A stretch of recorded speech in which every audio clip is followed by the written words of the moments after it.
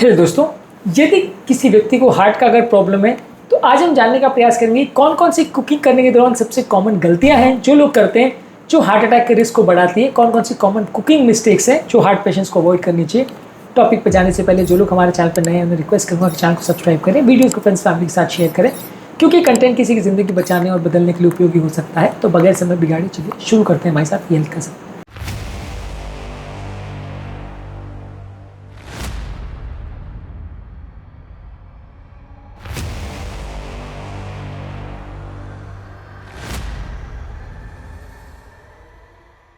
सबसे कॉमन और obvious mistake जो लोग करते हैं कि नमक बहुत ज़्यादा यूज़ करते हैं हार्ट पेशेंट्स के लिए। यदि ब्लड प्रेशर बढ़ता है तो one of the most strong risk factor माना जाता है हार्ट अटैक के होने के लिए। इसलिए आपका नमक का जो इंटेक है दिन भर में 1 चम्मच से कम होना चाहिए। जो लोग ज़्यादा नमक खाते हैं उनको हाइपरटेंशन का प्रॉब्लम है और खासकर अगर 5 ग्राम पर डे से ज़्यादा नमक खाते हैं तो ओवरऑल प्रॉब्लम्स होने का चांस उनको ज़्यादा रहता है। कार्डियोवैस्कुलर प्रॉब्लम्स और किडनी प्रॉब्लम्स होने का चांस ज़्यादा है, तो ये आपको अवॉइड करना चाहिए। घर पर बना हुआ खाने को कंट्रोल करना आसान है, इसलिए बाहर जहाँ तक पॉसिबल है खाना बाहर का या रेस्टोरेंट का खाना ना खाएं तो ज़्यादा इजी रहेगा मैनेज करना आपको नमक का इंटेक।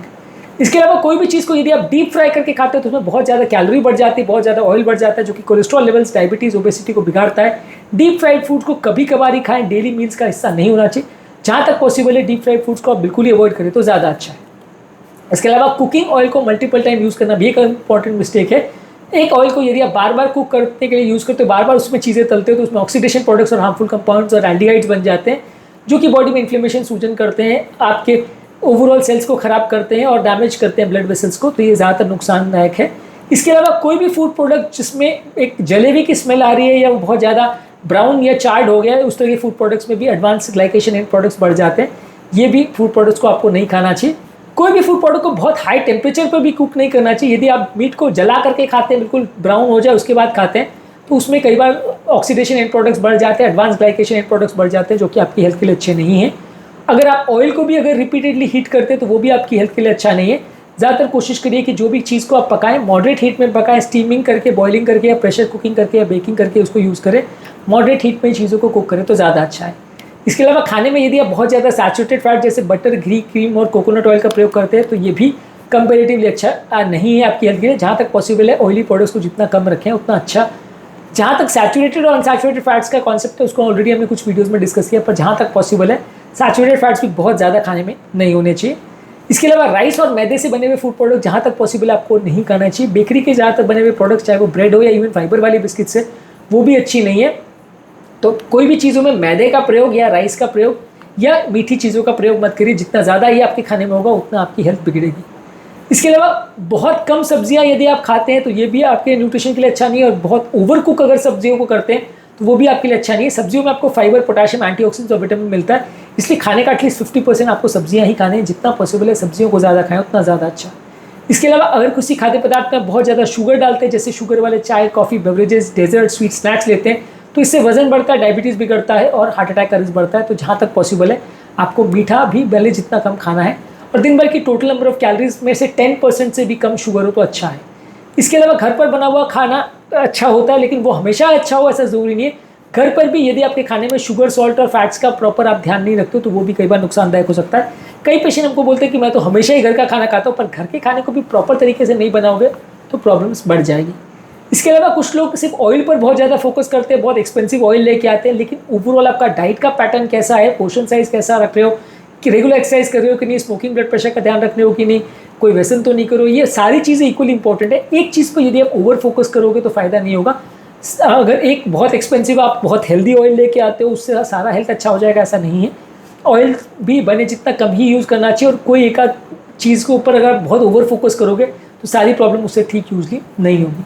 इसके अलावा ऑयल्स को यदि आप रोटेट करें तो ये भी कंपेरेटिवली ज़्यादा अच्छा माना जाता है। सेम ऑयल को आप अगर कंटिन्यूसली यूज़ करते हैं तो उसमें फैटी एसिड्स का बैलेंस बॉडी में डिस्टर्ब होता है, तो ऑयल रोटेशन को भी एक अच्छी स्ट्रैटेजी माना जाता है। यदि आप अलग अलग तरह के ऑयल्स को यूज़ करें रोटेट करके तो फैटी एसिड्स थोड़े बॉडी को बेटर मिलेंगे। इसके अलावा खाने में पोर्शन साइज़ का ध्यान रखिए।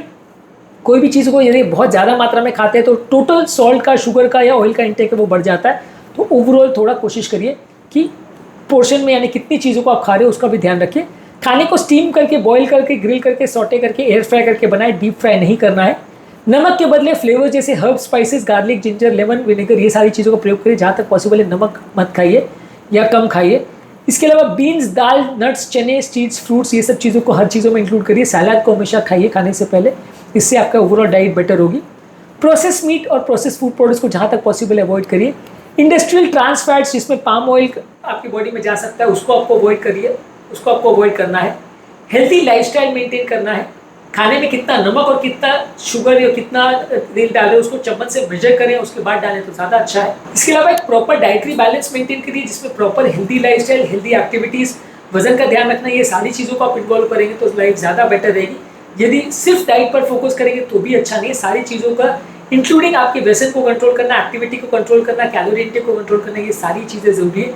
तभी आप एक हेल्दी लाइफस्टाइल जी सकोगे और ओवरऑल अपने हार्ट अटैक के रिस्क को कम कर सकेंगे। आज के टॉपिक में हमने बात करी कि कौन कौन सी कॉमन मिस्टेक्स हैं जो कुकिंग करने के दौरान लोग करते हैं, जिससे हार्ट अटैक होने का रिस्क बढ़ता है, जिसको हमें ध्यान रखना चाहिए।